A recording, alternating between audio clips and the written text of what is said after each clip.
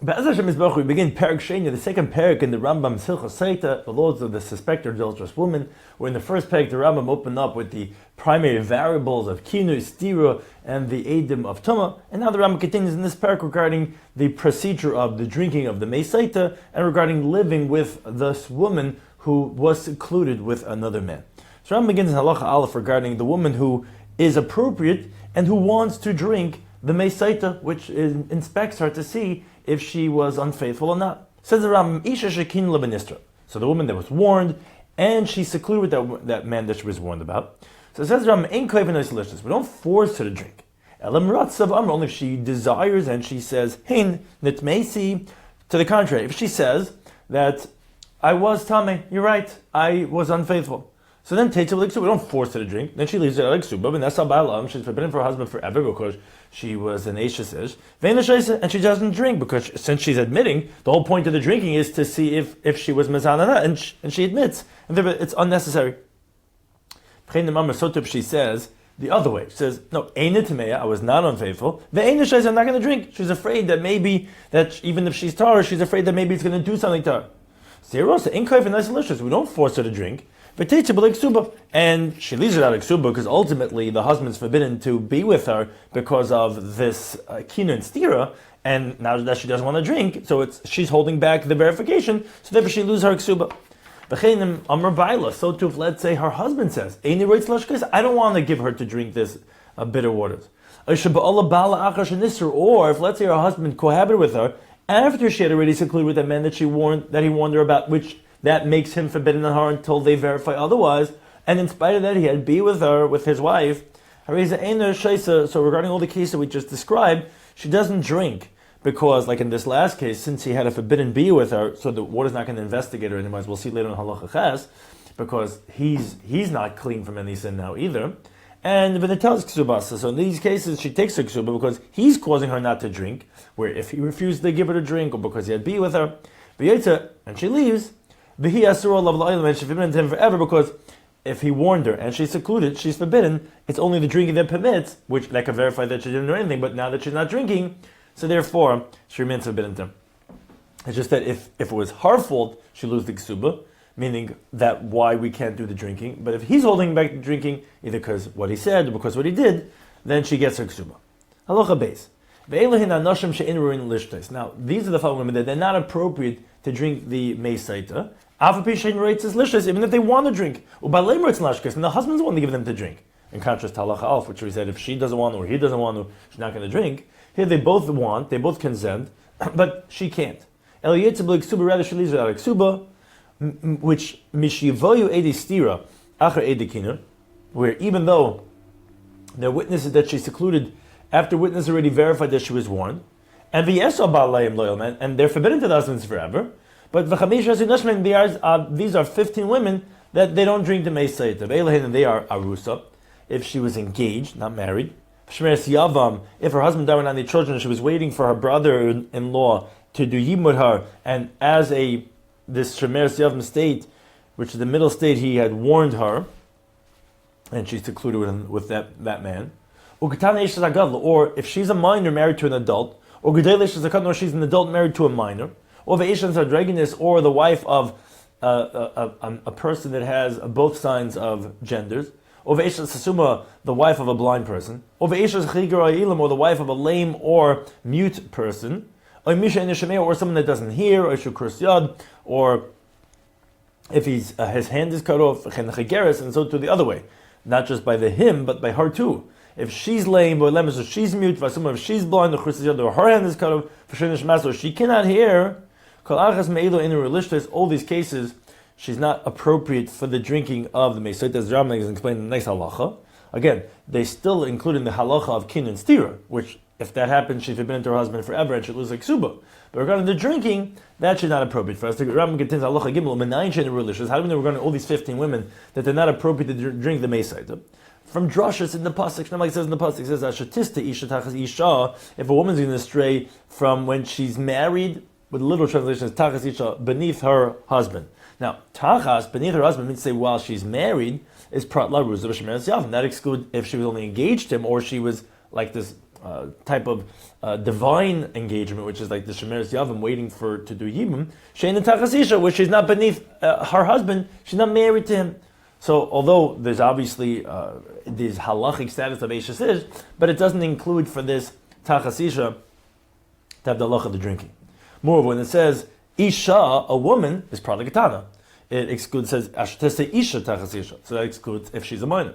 When it says Tachas Isha, while she's married to her husband, to her man, probably she's cut. That excludes the wife of a minor, and the Isha Androginus, the wife of a Androginus, Shein Ish, they're both not a man. Him because he's a minor and not a man, and him because not a man because he has both feminine and masculine gender types. When it says Ve'nela me'ina Isha, and it was hidden from the eyes of her husband that she had infidelity. Now, Pralesh assuming that excludes the wife of a blind person who he couldn't see even without it being hidden from him because he can't see. So it has to be someone that was only hidden from him, therefore they didn't see it. The Hemen HaKohen Isha, when it says the Kohen will stand the woman in regard to the procedures of the Meisaita, Pralesh Geras excludes the woman that's lame, they can't stand. When it says V'nosla Kapel, they're going to put on her palm, she has to hold something, Pralesh Mishen Lakaf excludes the woman that doesn't have a palm. Or is bent, where you can't hold what you're putting on the palms, or was shriveled, but that you can't take it in the hand. Even if it's only in one hand, it says in her palms in the plural, she has to be able to hold it with two hands.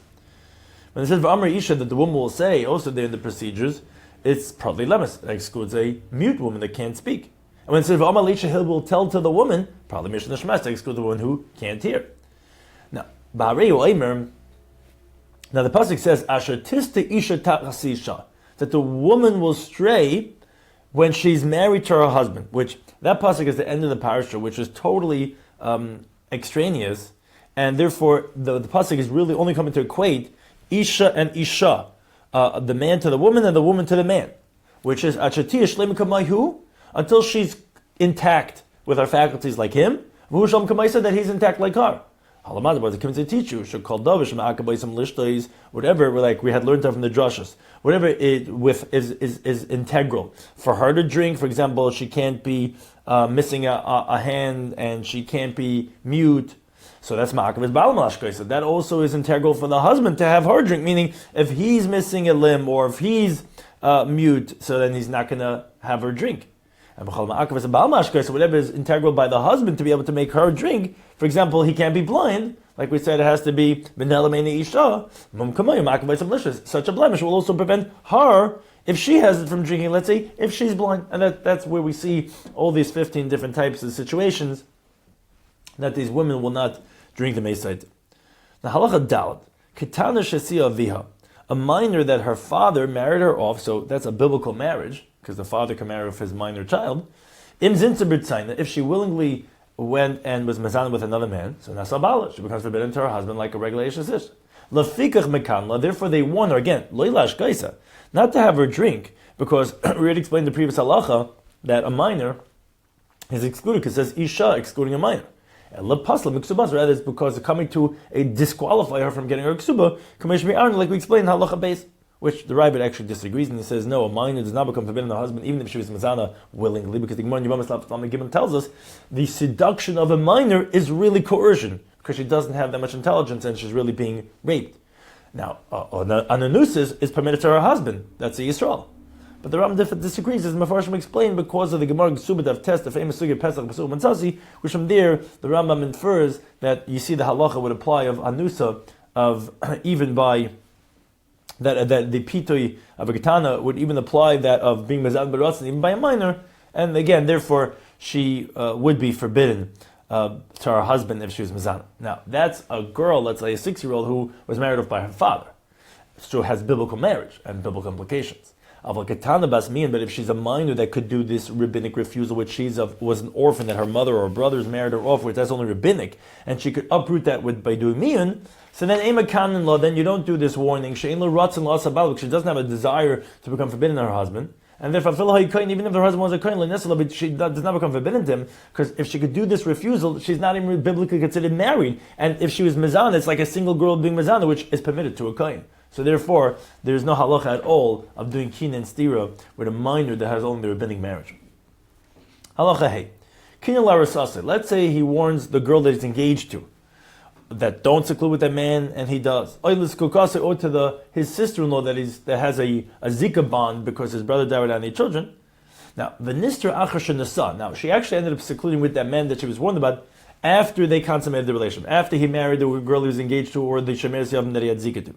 Then then she's going to drink the mesaita like all other women, because now she's married to her husband when she was secluded like a regular woman.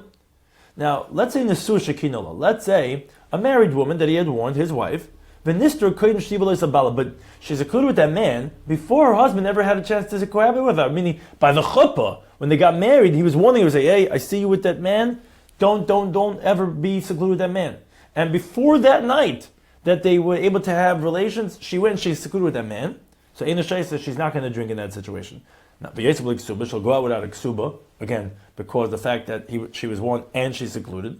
And she's forbidden to him forever. Now, why doesn't she drink the meisait in that situation? Because it says in the pasuk, "V'yitin ish bach eshachavtoi," because a man put his laying with you, besides for that of your husband. Now, what that means to say is that obviously the husband had lain with her before that adulterer had lain with her, because saying besides this that your husband laid with you, another man did. Well, the husband never laid with her in this situation, so therefore it won't be included in the halachas of the Sotah drinking the mesaita. Halacha vav. Hagiyer is a woman who converted, and all these are considered like regular Jewish women. V'hameshachrer, a woman who is freed from being a maidservant. V'eshes hager, or the wife of a convert. V'eshes meshucher, or the wife of a freed slave, who is also like a full-fledged Jew. Umamzeres, and a woman who is born from a forbidden union, which she must be told about a case that she's married to a convert, where they're allowed to get married, and kind of married to a regular Jew, which is forbidden. She wouldn't drink because the water wouldn't check her, because he would also be then committing a sin. Veishel mamzer, or the wife of a mamzer, if he's a mamzer, for example, and she's a giyeris, which also is permitted union. And the novelty of this halacha is that we shouldn't say that, oh, wait a second, the wife of a mamzer, she shouldn't drink, because the whole purpose of the drinking is to make peace amongst them. Why do we want peace? Why do we want, if he's a mamzer, his children be mamzer, we don't want them to have children. We don't say that. And so, the wife of a person who was born already impotent and castrated from birth, or if, for example, he drank some type of a potion that made him unable to have children, because the whole problem about marrying other people is actually only if he actually had some manually went and castrated him. But these are women and men hamutaras that they're permitted to the husbands. So like all other women, and they're going to drink if they were warned and they secluded with that man. Halacha zayin. Muberis or menika, a pregnant woman and a nursing woman, mekanala, the same situation. You could warn her, or mashkais kamashi, and you can make her drink as is. And the chiddush that is, we don't say, wait a second, we're concerned if she's going to get killed, executed for having committed adultery for the child who she's holding in this pregnancy or in the nursing. We don't say that. So the Isha made this lishtais. If a woman was ready to drink the meisait, umeis balakam, her husband died before she got a chance to drink. Here in this case, Eina Shai says she doesn't drink, because the pasuk says vehivi ishas ishtay, and they can't bring her because he's dead. But Beloina tells Ksuba, so she doesn't take her Ksuba because maybe she was Mizana and she lost the Ksuba, and we didn't verify that she was Tar. Now, Loch Hazaram continues regarding the appropriateness of the husband who is able to have his wife drink the meisait. Says the Ram, Kol Isha Ba Biasur Miyamav, Achash Eidel, any man that had a forbidden cohabitation from the moment he became an adult, then these bitter waters will not inspect his wife in this situation of the Sotah. Even if it's something as innocent, so to speak, of cohabiting with the woman he was engaged to in his father-in-law's house, which only rabbinically forbidden, as the Rambam said in Parakut from Hilchos Ish, the Locha Aleph, still the water's not going to inspect his wife. Why? Because the pasuk says, the man is clean from sin, and the woman, that his wife that was unfaithful, she'll carry her sin, which tells us only when the man is clean from sin, will the woman carry her sin. But if he in his own life had committed unfaithfulness, so then she's not going to get checked for her unfaithfulness. Halacha tes. Therefore, if let's say this wife that went and had this kinyan stira, she herself was forbidden to her husband because of a negative prohibition, because based on positive commandment, even just a secondary rabbinic erva, V'kin in Israel, and he warned her, and she was secluded. In a shesa, she doesn't drink the waters. Ella teitza b'lo ksuba, rather she leaves her out of ksuba. But tiasur lavav mashav she's forbidden for him not only because of whatever was prior forbidden, but also for this of being the Sotah. Now, other than nasa muberes chaver, let's say a man violated and he married his friend's pregnant wife, or menekes chaver, or a friend's nursing wife, meaning his friend died or divorced his wife, and she was pregnant or nursing when she left that previous marriage. She's not allowed to get married until 24 nursing months had passed, as Rambam said in the 11th parak of Hilchos Gerushin. Now let's say someone violated that, and he did marry the widow, even though she was still pregnant or nursing. So Hareza Shaisa, if he warns her and she secludes, he does have her drink the Meisayta. She ain't kind of because there's no intrinsic aveir over here. The whole reason why she's not going to get married is because of the danger to the child, because she's going to get pregnant again, and it's going to stop the nursing, and so on. So because nothing intrinsic of a biasura, so it's a regular union, and therefore, although he wasn't supposed to get married, he will have her drink the Meisayta. Halacha Yud. If someone, again qualifying also what's considered a man who had committed a sinful bia to see that if it's not going to inspect his wife or not. So if someone does not have a wife who's fit to have children, neither does he have children. And he gets married finally, and he marries a barren woman, or an elderly woman, or analyst, or a woman who can't have children from birth. She's a certain type of a woman that does not have the capacity. Ain't a shaisa. That woman that was warned and secluded will not drink the Meisayta. Now, Betulah tells ksuba, she won't take a ksuba because these women, the reason why they don't drink is because this is considered a forbidden union because they can't have children. And he's commanded to have peribriva, to have children. Now, but let's say he had children. Or he has a different wife besides this one that he's fit to have children from. Oh, Hari's a mashkos, then he have her drink. Even though this wife is elderly or barren or an islandess and she can't have children herself, and therefore why would I think that wouldn't make her drink? Because the Rambam explains. Because the Torah that says that if she was really clean, she hadn't sinned, and she was accused falsely, that then she's going to conceive a child, that it says she could conceive a child, doesn't mean that, and if it's a woman that's not able to conceive, she's not included in this halacha of Sotah. No. Rather, it's referring to if she is fit to have a child. That if she would normally give birth painfully, she's going to give it in an unpainful way. In the cave, she normally used to give birth to girls, she's going to give birth to boys. But it doesn't mean you have to be able to be ben Israel Zara, and therefore these women will be appropriate for drinking the Meisayta. It's just that if it's his only wife and he doesn't have any children, then that's considered a forbidden union, and again, that's like those that he's not considered clean from sin himself, therefore she won't drink to inspect her if she's carrying her load of sin. Let's say a more sophisticated case. He had a wife and children. He had sons, children, which is Mekam the Mitzvah Periv. Umesu ben kin listir. Now, but they died, those children died between when he had warned his wife to when she secluded this wife that was the barren wife. So says Ram Kvaniris Lishtes. So since when he had warned her, she was appropriate for him to be married because he had already been Mekam Mitzvah Periv. So although they died before she secluded, but she was already appropriate to drink, and therefore he's going to give it a drink. Even though right now she's not really appropriate because he's not supposed to be married to her because he doesn't have any children. Let's say the other way around. Let's say let's say he didn't have any children, and neither did he have another wife that's fit to have children. Or only this illness or that which is similar, which comes out when they warned her, then actually this illness was not fit to drink because, again, she's not fit to be his wife because he doesn't have any children. Now, but then, and then the woman he divorced, so he wasn't married to at the time, but she ended up giving birth, between when he warned this current Akara wife to the actual seclusion, then she was already rejected from drinking because at that point when she was warned, she was the only wife, which wasn't appropriate for her to be married, so that was considered he was married in sin. So again, even though ultimately he is appropriate to be married to her because now he does have children, still it's not going to require her to drink. Halachit Beis Ram continues regarding the prohibition of marrying this woman who is suspected regarding this adultery. Says Ram, any woman that had this warning and she secluded with that man, now she didn't end up drinking the bitter waters.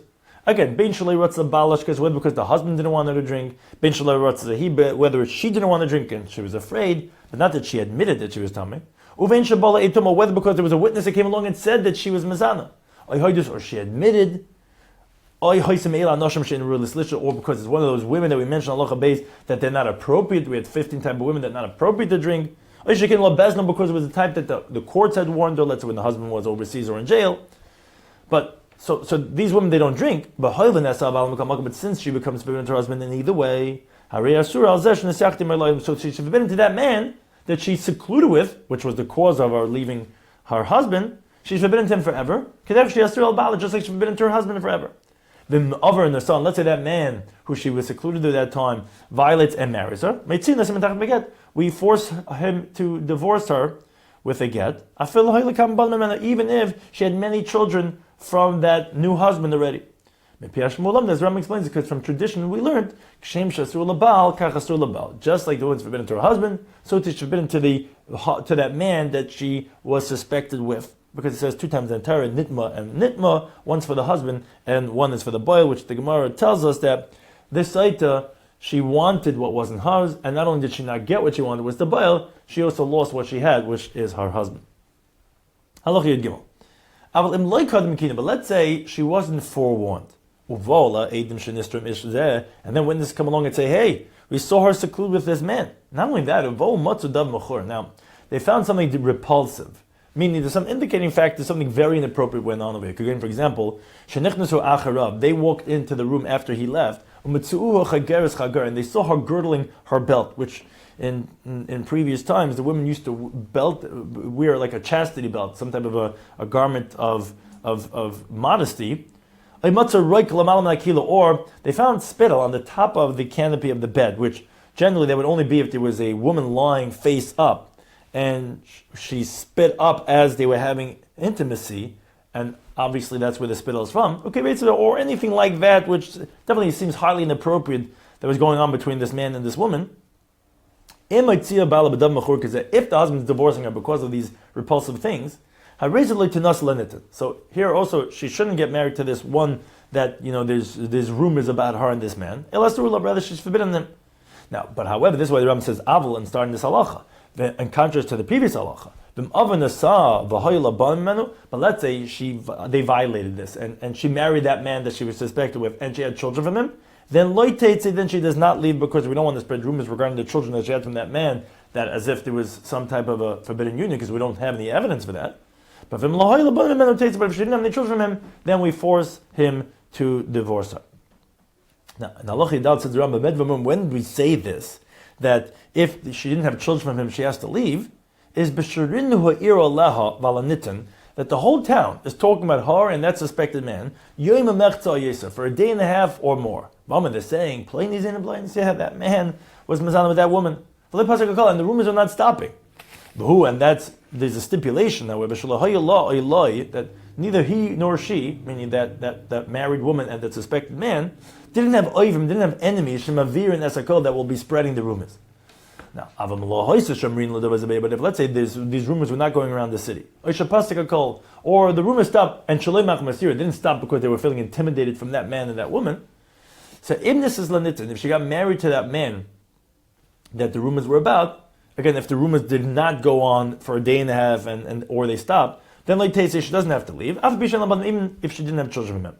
And even if there's one witness that says, yeah, she was mizan with him, she doesn't have to leave, because any time that you have just one witness, if you didn't have the kin and the steer, one witness not believed, as the Gemara tells us in regarding that of laws regarding arayas, then you need at least 2 people. Besides, the one exception is you had kin and steer, which you didn't have in this case, and then you have the Eid of Tumah. Halakha Tezvav. If let's say the husband got rid of his wife because he had witnesses that were testifying that there's something very repugnant here happened between his wife and this man. Now, she ended up marrying someone else and got divorced from that other person. She's still forbidden to marry that man that was the cause of the suspicion that her first husband divorced her because of him, and because maybe she did have be with him, and then she's forbidden to him forever, just like the Baal, we said she's forbidden to the Baal. But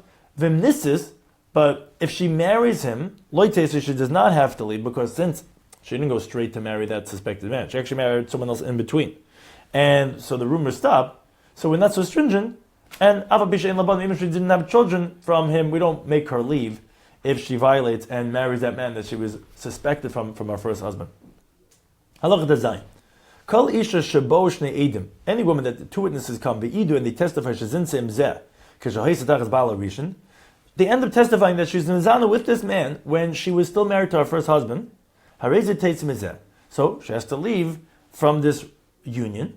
Even if she has many children from him, because ultimately we see that he was the Baal. So even though she has children and she was married, it doesn't make a difference. If ultimately two witnesses come and verify that, so then this obviously, and the Rambam clarifies, says, wherever we say, which we were mentioning many times, that she has to leave, she has to leave without a ksuba because her actions, her inappropriate actions, cause her to be forbidden to her husband, and thus she loses her ksuba.